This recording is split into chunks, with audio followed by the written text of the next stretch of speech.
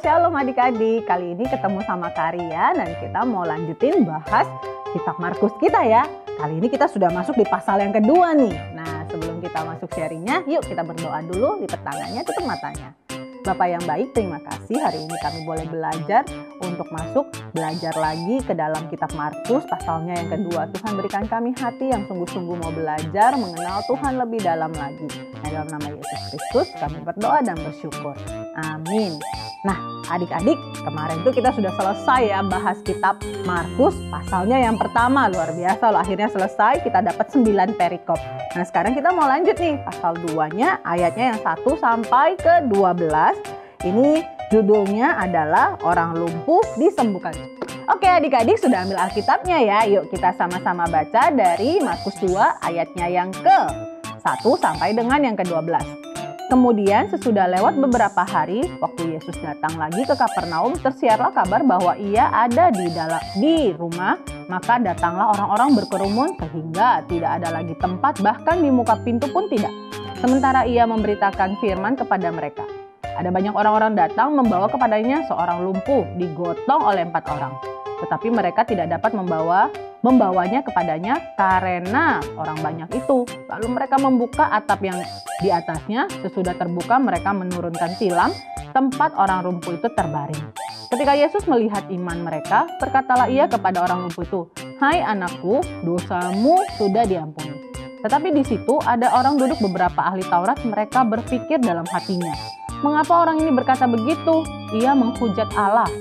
Siapa yang dapat mengampuni dosa selain daripada Allah sendiri?" Tetapi Yesus segera mengetahui dalam hatinya bahwa mereka berpikir demikian. Lalu ia berkata kepada mereka, "Mengapa kamu berpikir begitu dalam hatimu? Manakah lebih mudah mengatakan kepada orang lumpuh itu, dosamu sudah diampuni, atau mengatakan, bangunlah, angkatlah tilammu dan berjalan? Tetapi supaya kamu tahu bahwa di dunia ini Anak Manusia berkuasa mengampuni dosa, berkatalah ia kepada orang lumpuh itu, kepadamu kukatakan, bangunlah, angkatlah tempat tidurmu dan pulanglah ke rumahmu."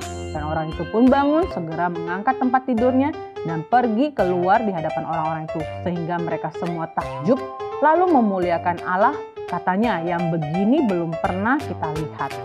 Nah, adik-adik, ini ceritanya pasti sudah sering banget adik-adik dengar di sekolah minggu bahwa ada orang lumpuh yang disembuhkan ketika teman-temannya angkat dia, saking penuhnya gitu ya, orang-orang yang pengen mendengar tentang Tuhan Yesus, karena cerita tentang apa yang Tuhan Yesus lakukan, mukjizat yang Tuhan Yesus lakukan itu sudah tersebar sehingga semua orang pengen tahu, ini siapa sih Tuhan Yesus itu, kok pengajarannya beda, kok mukjizat yang dia lakukan luar biasa, sehingga mereka semua berbondong-bondong datang ke rumahnya.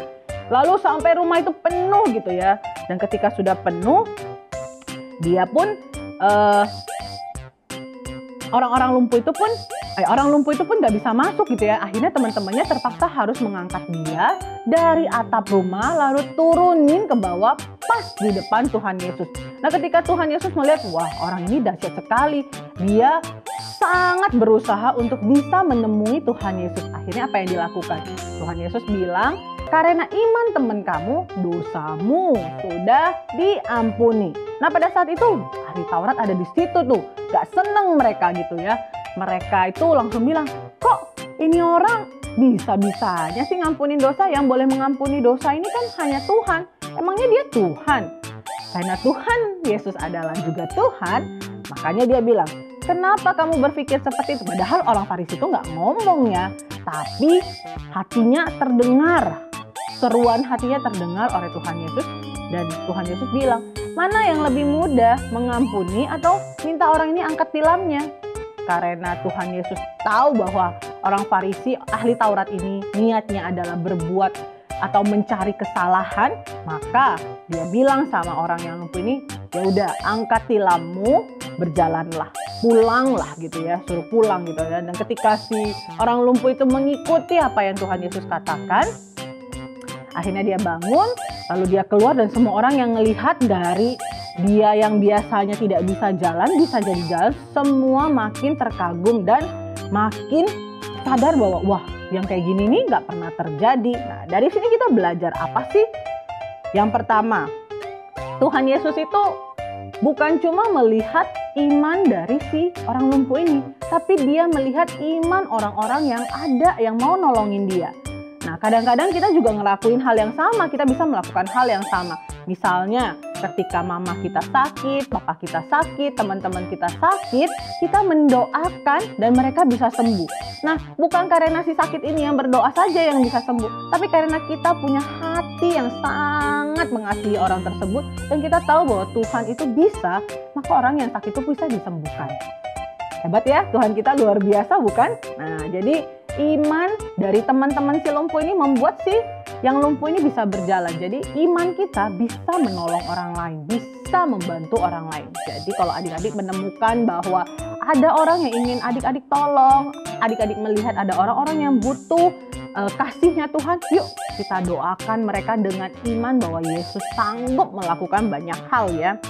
Lalu apalagi? Hanya iman, kata Tuhan Yesus waktu si lumpuh ini bisa berjalan, dia bilang, padahal dia kan lumpuh ya, sakit ya, tapi Tuhan bilang apa? Dosamu diampuni. Luar biasa bukan? Iman itu yang membuat setiap hal yang menyusahkan hidup kita itu bisa Tuhan selesaikan. Bukan cuma penyakit kamu, tapi dosamu pun dihapuskan. Itu adalah kekuatan iman. Makanya penting banget, ayo adik-adik kita belajar mengenal Tuhan kita, belajar firman Tuhan supaya iman kita makin bertumbuh. Karena firman Tuhan katakan iman itu timbul dari pendengaran akan firman. Yuk sama-sama belajar firman. Terus ada juga kita belajar tentang ahli Taurat yang kadang-kadang ya orang yang pintar yang sudah belajar firman itu kerjaannya kritik terus, sukanya cari kesalahan terus. Nah, adik-adik kalau kita belajar firman bukan untuk mencari kesalahan orang lain ya. Kita belajar tentang Tuhan bukan untuk mencari kesalahan. Kita mau belajar mengenal Tuhan itu karena kita tahu punya Tuhan yang luar biasa, Tuhan yang mampu, Tuhan yang sanggup, sehingga iman kita bertumbuh bukan untuk mencari kesalahan. Jadi ada 3 hal. Yang pertama, iman kita bisa menolong orang lain supaya orang lain itu juga bisa pulih, bisa disembuhkan, bisa diampuni. Jadi kalau adik-adik merasa bahwa aku butuh menolong orang lain, saya pengen banget bisa seperti Tuhan Yesus menolong orang lain, yuk kita doakan, kita usahakan dengan iman kita sehingga orang yang mau kita tolong itu juga boleh Tuhan pulihkan. Lalu yang kedua, kita belajar bahwa iman itu bukan cuma membuat kita diselamatkan, tapi juga membuat kita diampuni dan juga dipulihkan. Si lumpuh bukan cuma dosanya diampuni, dia juga sembuh dari lumpuhnya. Jadi yuk sama-sama kita tumbuhkan iman kita. Dan ketiga, kita belajar kalau kita mengenal Tuhan, seperti ahli Taurat ini banget dia tahu tentang Tuhan gitu ya. Bukan dipakai untuk mencari kesalahan, bukan dipakai untuk mengkritik, tapi menumbuhkan iman kita sehingga makin hari kita makin mengenal Tuhan kita dengan luar biasa. Ya, hari ini kita belajar dari kisah orang lumpuh yang disembuhkan. Karya tahu banyak hal yang bisa kita pelajari dari kisah ini, tapi 3 hal yang ingin Karya sampaikan adalah tentang iman ini. Jadi semakin kita bertumbuh di dalam pengenalan akan Tuhan, jangan sampai kita justru pakai buat mengkritik, tapi biarkan iman itu boleh menyembuhkan orang, memulihkan orang lain, mengampuni orang lain, dan kita pun makin mengenal Kristus luar biasa di dalam hidup kita. Nah, sampai di sini sharing kita hari ini. Yuk, Karya ajak adik-adik berdoa supaya setiap firman yang kita pelajari bukan cuma kita tahu, tapi kita lakukan dalam hidup kami. Yuk, petangnya tutup matanya. Bapa yang baik, kami mengucap syukur hari ini Tuhan boleh ingatkan kami lewat kisah orang lumpuh ini bahwa iman yang luar biasa membuat orang lain yang belum mengenal Tuhan boleh dipulihkan, boleh disembuhkan.